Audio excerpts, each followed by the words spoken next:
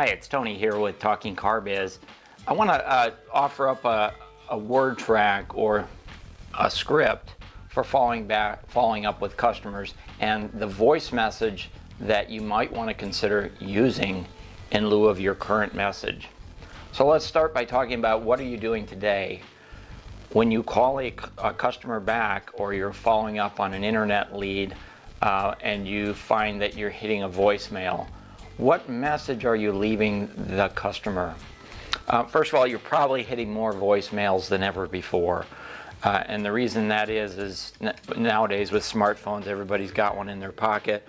The phone rings, and if I don't recognize the phone number as coming in as somebody I know, it's quite likely I'm not going to pick up that phone, especially with all the robo dialing and all that robot phishing, if you will.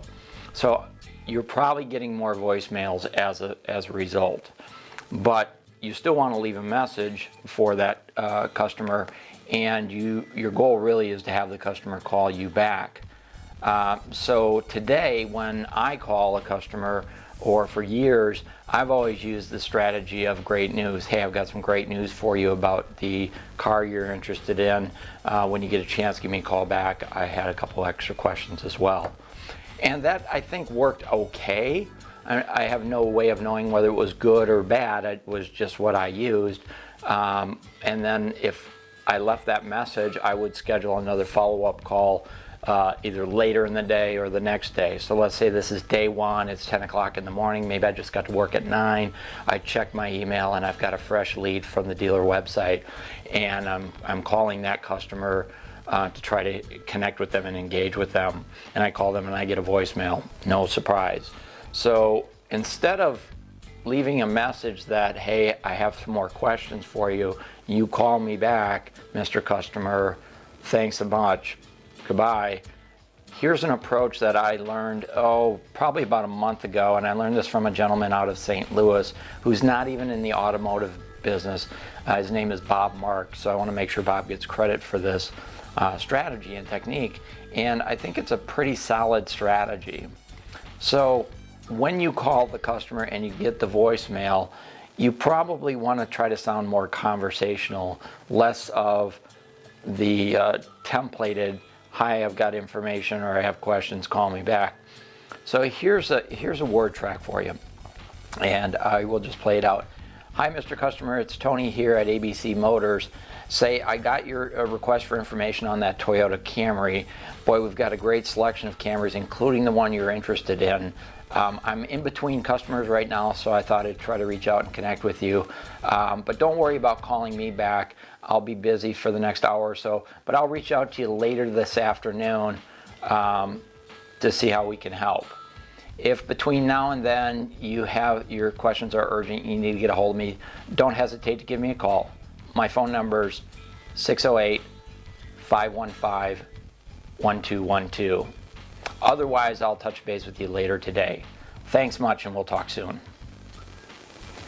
So it's probably about a 30-second message, not a big deal, but I did a couple things in there that are really unusual. First of all, I said to the customer, I've got a couple minutes, so I thought I'd give you a call. And then I took kind of the heat off of the call, and I said to the customer, don't worry about calling me back. I took the pressure off them. So instead of telling them to call me back, I told them, don't call me back. But then I went on to say, if the information you need is urgent, feel free to give me a call. Otherwise, and here's where I'm scheduling the appointment or the expectation of a second call. Otherwise, I'll reach out to you later today to answer all your questions. And so what I'm doing there is I'm taking the pressure off of them. I'm letting them know that if they did need to talk, it's important, feel free to call me, but I'll be tied up, and so I'll call you later. And so I'm kind of assuming that it's okay with them that I call them later, but I'm also letting them know I'll be calling them later.